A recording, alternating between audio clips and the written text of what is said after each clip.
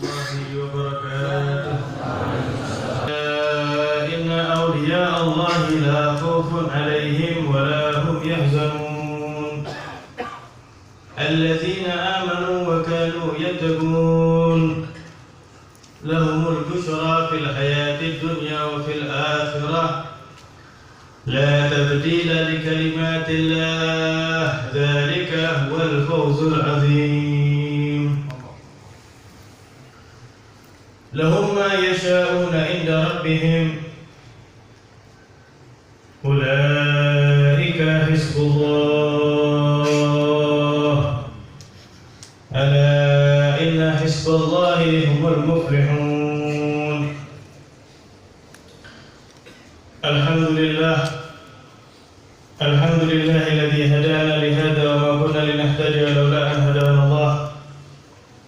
أشهد أن لا إله إلا الله وحده لا شريك له الذي لا إله غيره، وأشهد أن سيدنا وحبيبنا وإمامنا محمدا عبده ورسوله الذي لا نبي بعده. اللهم صل وسلم على سيدنا محمد قمر الوجود في هذا اليوم وفي كل يوم وفي يوم الموعود سرا وجهرا في الدنيا والأخرى وعلى آله وصحبه وبارك وسلم. أما بعد، hadirin yang dimuliakan Allah, ini adalah setetes dari lautan yang luas, sedikit daripada manaqib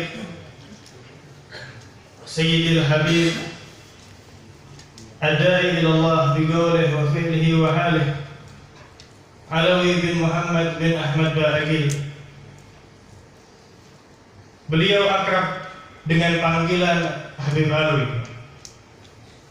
Nasab beliau yang mulia adalah Al-Habib Alawi bin Muhammad bin Ahmad bin Abdullah bin Muhammad bin Alawi bin Abdullah bin Alawi bin Abdullah bin Alawi bin Ahmad bin Abu Bakar bin Abdurrahman bin Umar Ba'agil bin Abdurrahman bin Agil bin Al-Faqih Al-Muqaddam Al-Thani Al-Habib Abdurrahman Al-Saggar Ibn Muhammad Maulad Dawilah bin Ali bin Alawi bin Muhammad Al-Faqih Al-Muqaddam bin Ali bin Muhammad Sahib Mirbad bin Ali Khalid Qasam bin Alawi bin Muhammad bin Alawi bin Abdullah Ibn Imam Ahmad Al-Muhajir bin Isa Al-Rumi Ibn Muhammad Al-Nagi bin Ali Uraidi Ibn Imam Ja'far Al-Sadiq Ibn Imam Muhammad Al-Bagir Ibn Imam Ali Zain Al-Abidin Ibn Sayyidi Syabab Ahli Jannah Sayyidina Hussein bin Ali Karamallahu Wajhah dan Al-Batul Sayyidatuna Fatimah Az-Zahra binti Imam Al-Anbiya wal Mursalin Sayyidina Muhammad sallallahu alaihi wasallam. Ibu adalah cucu daripada Al-Allama Al-Qutub Al-Habib Muhammad bin Tahir Al-Haddad yang makamnya terletak di kota Tegal, yaitu Al-Hubabah Syarifah Aisyah binti Muhammad bin Ali Al-Haddad. Beliau Al-Habib Alawi lahir bertepatan pada bulan Dzulhijjah pada tahun 1375 Hijriah. Sejak kecil beliau gemar mengaji dan belajar ilmu agama.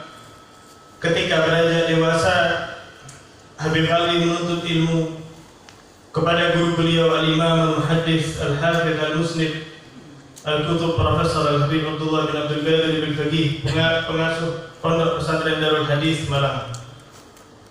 Selama masa belajar, beliau senantiasa berkhidmat kepada guru-guru beliau, dan di sanalah Al-Habib Alawi mendapat perhatian khusus, riayah daripada guru-guru beliau. Di antaranya, setiap majelis Al-Habib Abdullah bin Faqih, maka Habib Alawi lah yang diperintah untuk membacakan Qasaid Salaf. Di sanalah beliau mempelajari berbagai ilmu agama seperti ilmu hadis, ilmu fikih, ilmu nahwu, ilmu tafsir, ilmu balaghah, dan masih daripada ilmu-ilmu yang lainnya. Setelah lulus daripada pesantren, Al-Habib Alawi masih haus akan ilmu.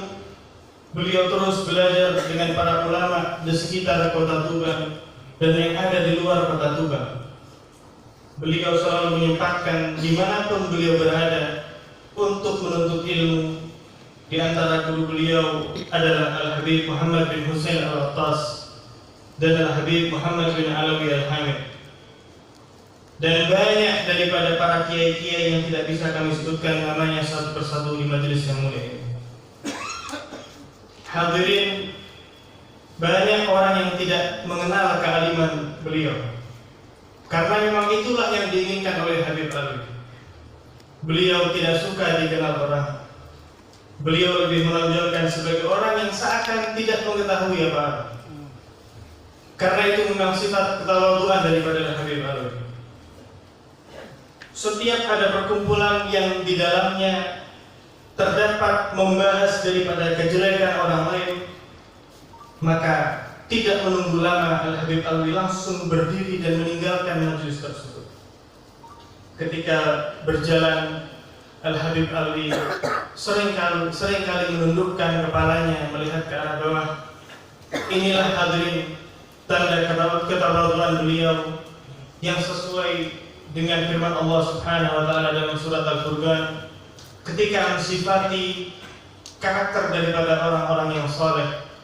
Wa ibadur rahmanil ladzina yamshuna 'alal ardi hauna wa idza khatabahumul jahiluna qalu salama walladzina yabituna lirabbihim sujjadan wa qiyama.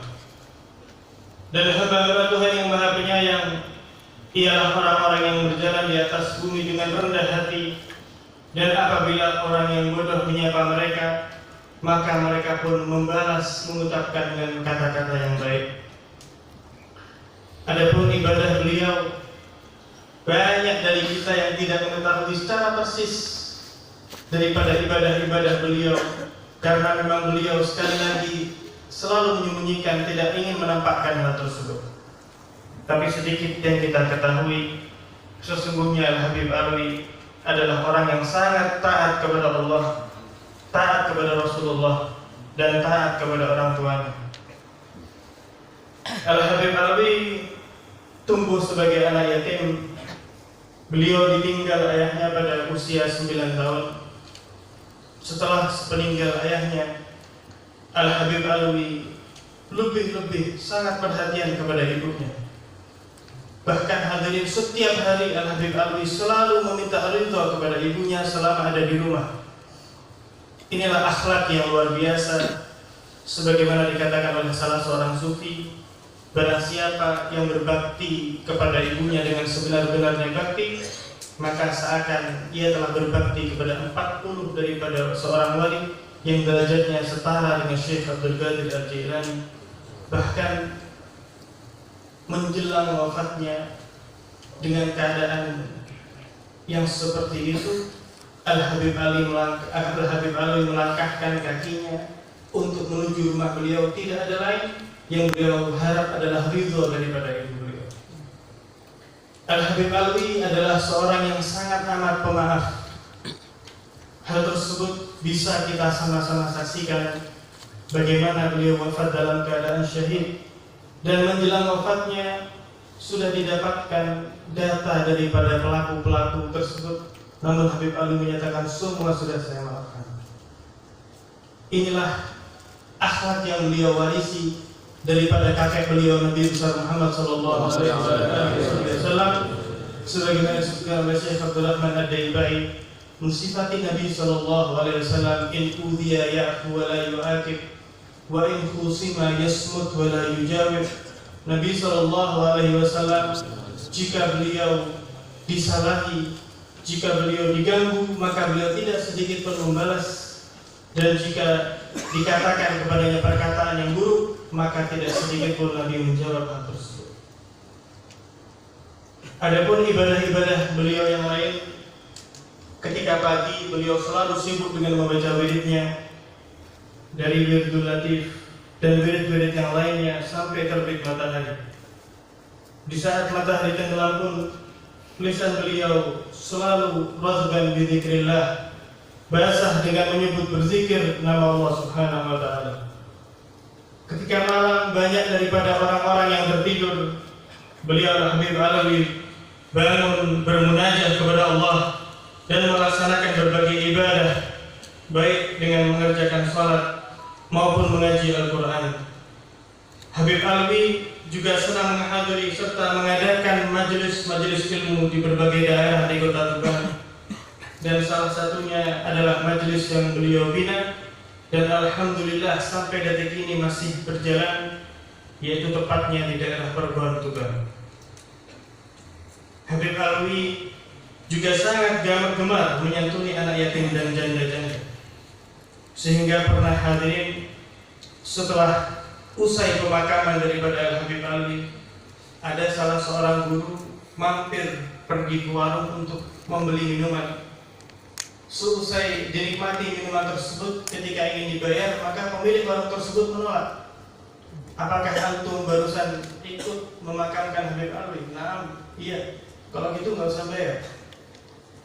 Maka orang tersebut mengatakan, enggak, ini Habib Alwi, ini saya beli.